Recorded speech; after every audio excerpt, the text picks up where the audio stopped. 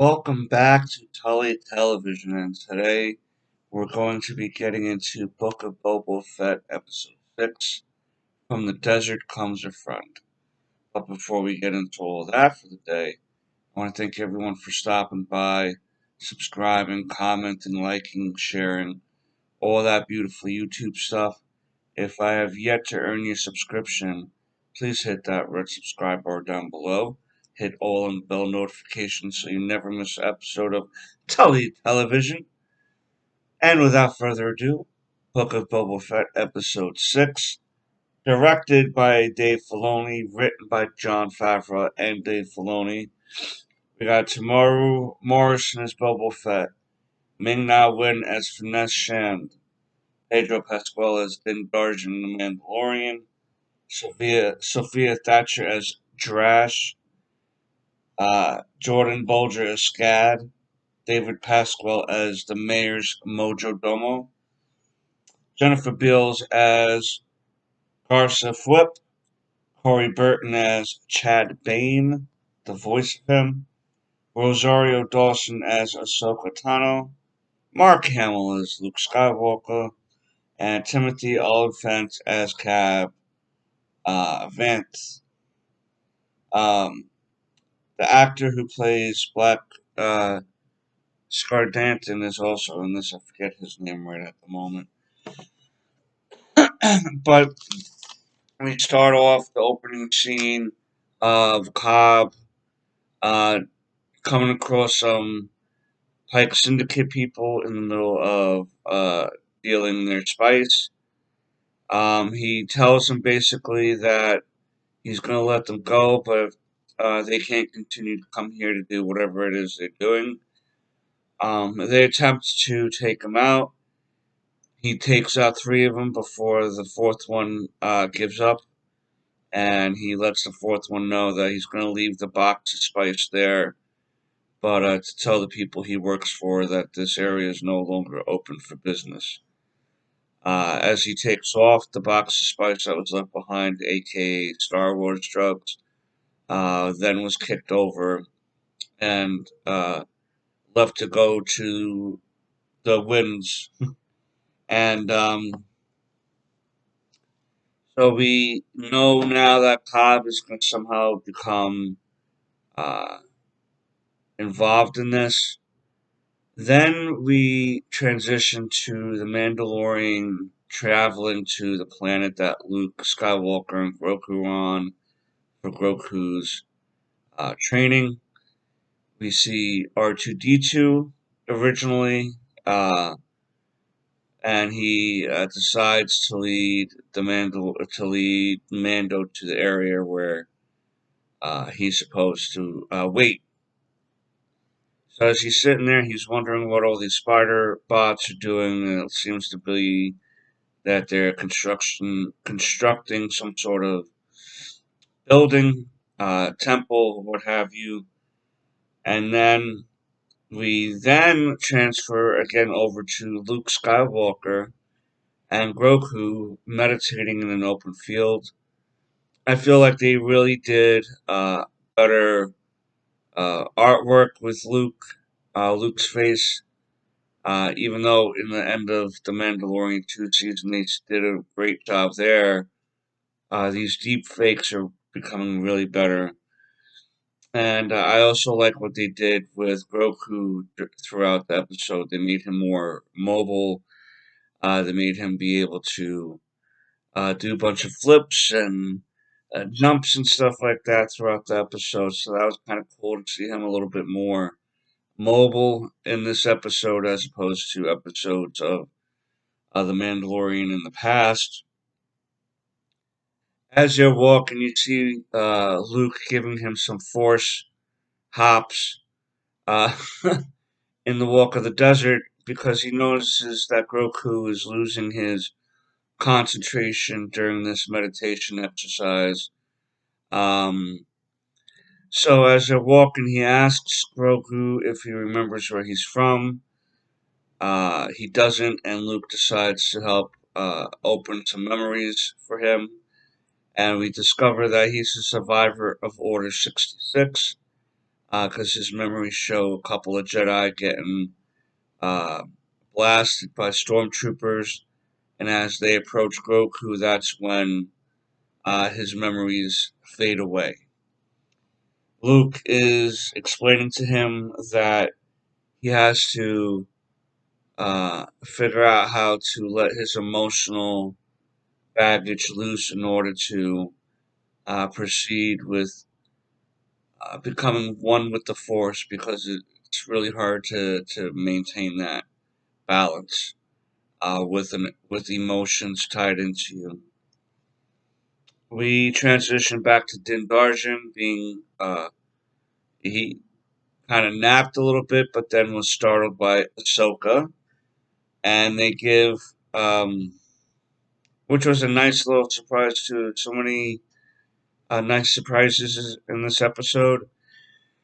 Um, they talk a little bit about how Grogu is doing and how if Grogu was to see him here, the training would become more difficult because of the emotional ties and bonds that they both have with each other, meaning Grogu and Din Darshan. Um, then Mando's like, well, we all make our path. Even though you're saying we all make our paths, my path is just to want to see him and see how he's doing. And we finally see Ahsoka point to him under a tree with Luke Skywalker, talking and conversing. And she explains to him how, again, that if he sees him, if Goku sees Mando, it's going to weigh heavily on him and not be trained the way he needs to be trained.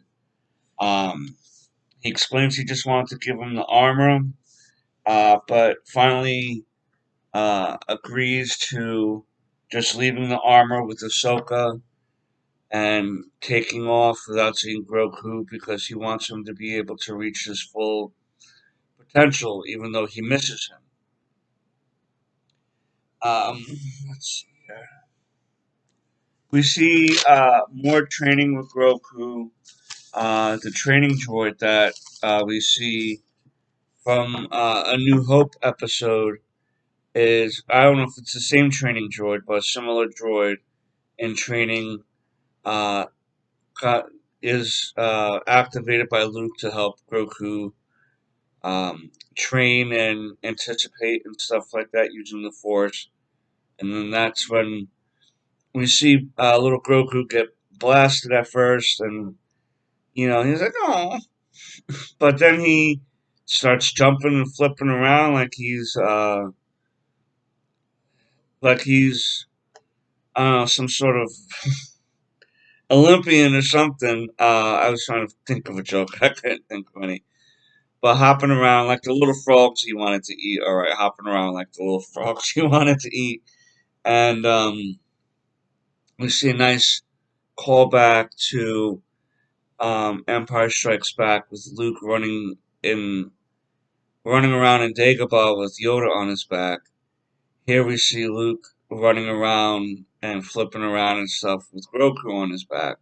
So I thought that was a nice little callback to very. You can see the reason why I brought that up was because Yoda and Luke were building a bonding at that time, and so now it's Luke and Grogu bonding, and Luke keeps reminding Grogu how it's um, one day he's going to have to make a choice on whether to fulfill his Jedi training or not. So that's a heavy. That's been a reminder throughout this whole episode so far. And as uh, as we wrap up this part of the story, we see Ahsoka taking her leave and saying goodbye to Luke because she has her own path to fulfill, and she gives the armor that Mando gave her to give to Grogu. She gave it to Luke, and Luke wishes her well, and then we transition to Din Djarin returning to Tatooine at Jabba's palace. He tells one of the guards that he was invited by Fences Shand. We then transition into a meeting that Boba Fett Fences having with Black Sacritan, Mando, and the Star Wars Power Rangers that he gathered. Um, Talking about how the Pyke Syndicate is gathering here and there, and they need to strike these places, but they need muscle, they need people. Mando decides to take a chance, and he suggests going to see Cobb Vanth because he lives on the same planet, and Boba Fett and him obviously have positive past with him. So Boba Fett comes. We come across a new character who is a deputy to Cobb. Um, but Cobb takes the interaction over because the deputy got really uptight about the parking of his his pod racer, so to speak. Which Cobb makes a little joke about that. He's like, "Is that a pod racer?" And Din was like, "Oh, it started off as that. Put it that way." Din Jarjin explains to him what's going on and explains that the Pyke Syndicate isn't going to stop anywhere on this planet. That they're going to use this planet up to the last strip drop for their spice money. Put it that for their spice. Cobb is very leery about letting his people fight again. Um, Ever since he lost the armor, he seems to be a little bit more cautious about what he allows himself and his people to get involved with, um, which is an interesting development for that character because when we first met him, he was a little bit more uh, up for a fight, but now that he doesn't have that Veskar armor anymore, he's definitely approaching life differently and more carefully and strategically because he doesn't have the armor. He has to be a little bit more aware of how to read people, how to interact with the situations, and what have you.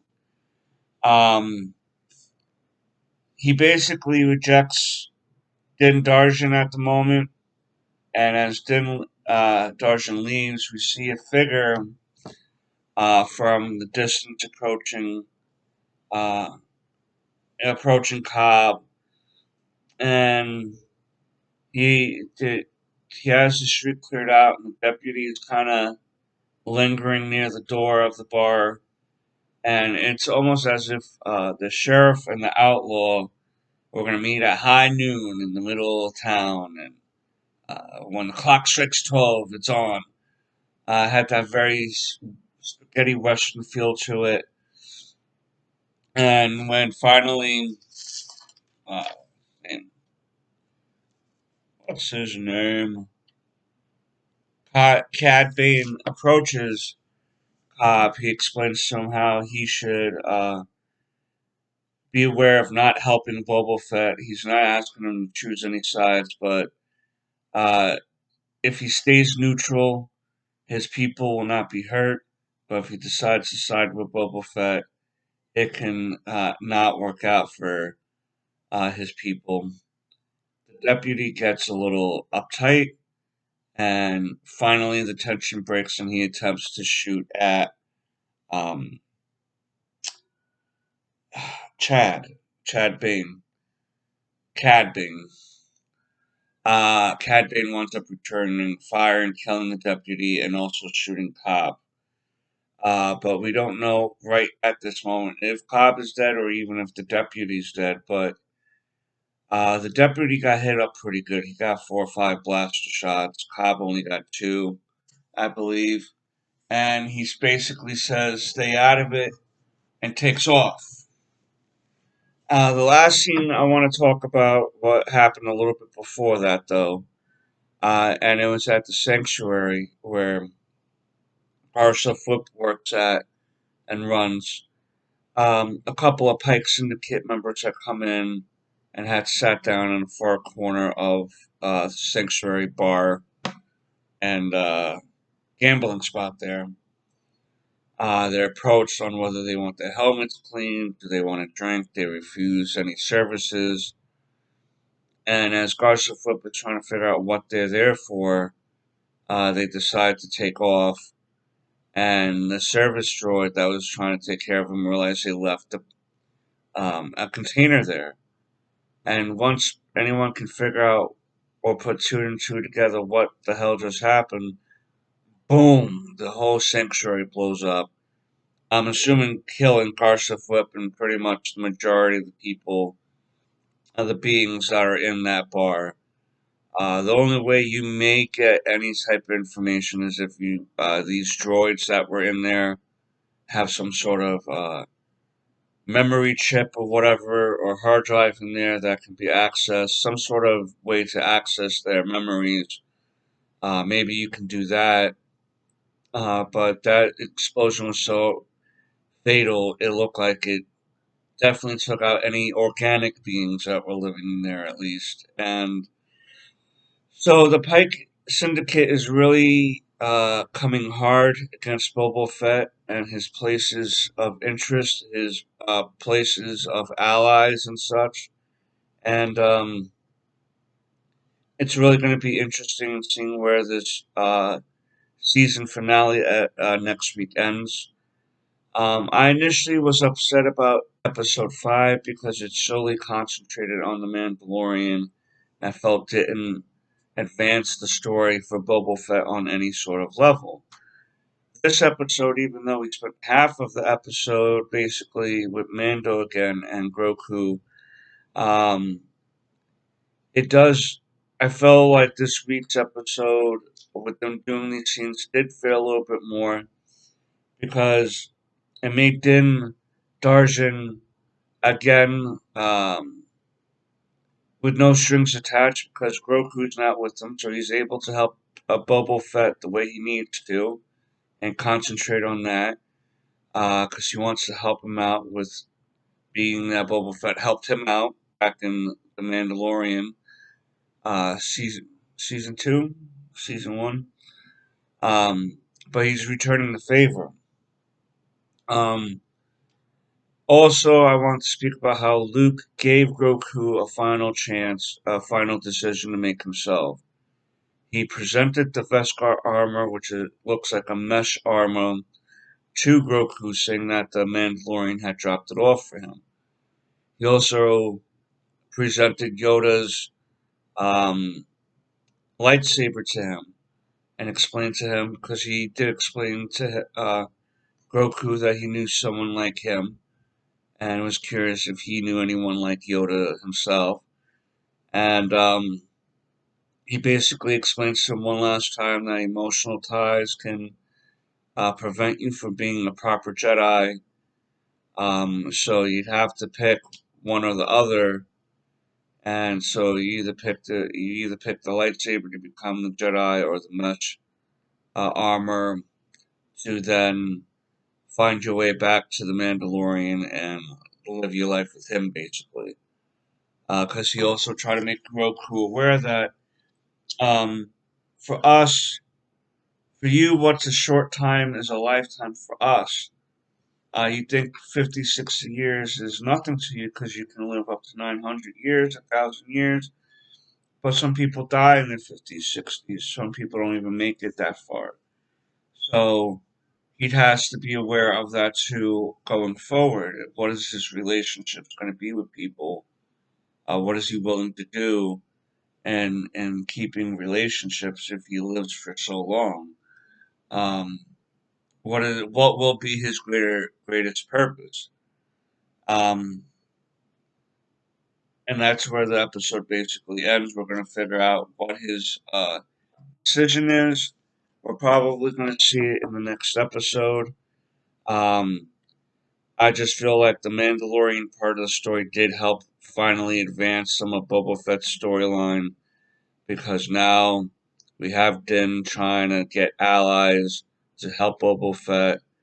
Um, he's actually there himself to help Boba Fett, so Now we're really gearing up and seeing how Boba Fett can stay in charge and still keep his promises to the people that he made promises to. And I will say that this episode, in an overall sense, between what they showed, the acting, the CGI, I'll give this episode a 9. I'm still at an 8 or an 8.5 overall for the series because a couple lagging points here and there, or certain points or certain things that lingered on too long story wise. But it looks like we're done with the flashbacks. We're done with catching up with Mando in this backdoor season premiere slash episode of Boba Fett. Um, I'm really interested in if they're going to show what Grogu did in the next episode or wait for another show. I'm interested in what's going to be happening with Ahsoka, with her show coming up in the next year or so. What's their plans with Luke? Because this is, again, the second time where they're able to have Luke Skywalker on and kind of keep that a secret. Um, there's still rumors about Han Solo showing up, so we'll see about that. Um, Only time will tell. Uh, a week from now, at the time of this recording, basically, will tell. Um, I definitely liked this episode better than the last episode. I would have to say this is one of my more favorite episodes because you kind of get old school Star Wars in with this newer school Star Wars, and it makes it fit and it makes it feel like it is a OG Star Wars. And I hope that they can continue up with that. Um, and then next week I'll give you my final review and a general review overall of the season. Um, from where we went a couple weeks ago with the Star Wars Power Rangers crew with their fancy shining cars on a desert planet, I want to know what polish they use because those look like pristine vehicles. And for no one to have a job in that area that has such a pristine vehicle is interesting. Uh, they Something they didn't really think ahead about. Um, yeah, so that's my thoughts on a Boba Fett episode 6. Let me know what your favorite parts have been so far of this episode or the series. What did you like? What haven't you liked? What are you hoping for the series or season finale next week? Let me all know down below. And I want to thank you again for stopping by. And until next time, peace, Knuckles.